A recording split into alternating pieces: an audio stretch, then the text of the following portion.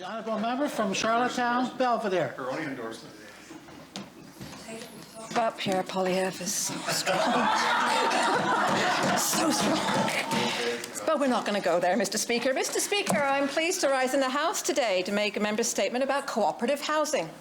Housing co-ops come in many forms, from small buildings with just a handful of units to large apartment-style buildings with hundreds of units. Some may be custom-built or retrofitted to meet specific community needs, for example, fully accessible for ageing residents, or with a shared common room and kitchen, or with a live-in paid maintenance manager. Co-ops can even be a single-family home with multiple owners who have a co-op financing and ownership agreement. This has happened right now in PEI, Mr. Speaker, and it's an amazingly creative way to help people into home ownership who may not otherwise be able to afford to do so. Co-ops are very different from private rental housing because the residents decide how the co-op is operated. Every member gets a vote in approving the annual budget, electing directors, and setting policies on the co-op's overall management. Because it's member-owned and member-controlled, cooperative housing has many advantages.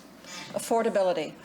Monthly housing charges are set by the members to cover the costs of running the co-op, not to bring a profit. Some members pay market rent, while others may pay rent geared to income, usually 30%. There's no landlord. The co-op is the landlord. In fact, co-ops are governed in PEI by a completely different set of legislation, not the Residential Property Act, so there's no IRAC for co-op members. Security. A member's right to live in the co-op is protected as long as they're following the rules set by the co-op. That could mean pets are allowed, for example. And community. There is a strong sense of community because members actively participate in all aspects of running the co-op.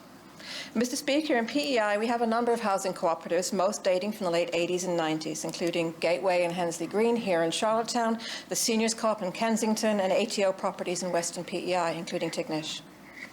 For the first time in over 30 years, there is now federal funding from the CMHC for new housing cooperatives. The challenge now, Mr. Speaker, is helping a new generation of islanders understand and access this funding so they can break the tenant-landlord cycle and access an affordable alternative. I'm excited to share that there will be a free information session on cooperative housing at the PEI Farm Centre on Friday, November 18th at 6:30 in the evening with expert David Doughton, you may know him as Loby, from the PEI Cooperative Council.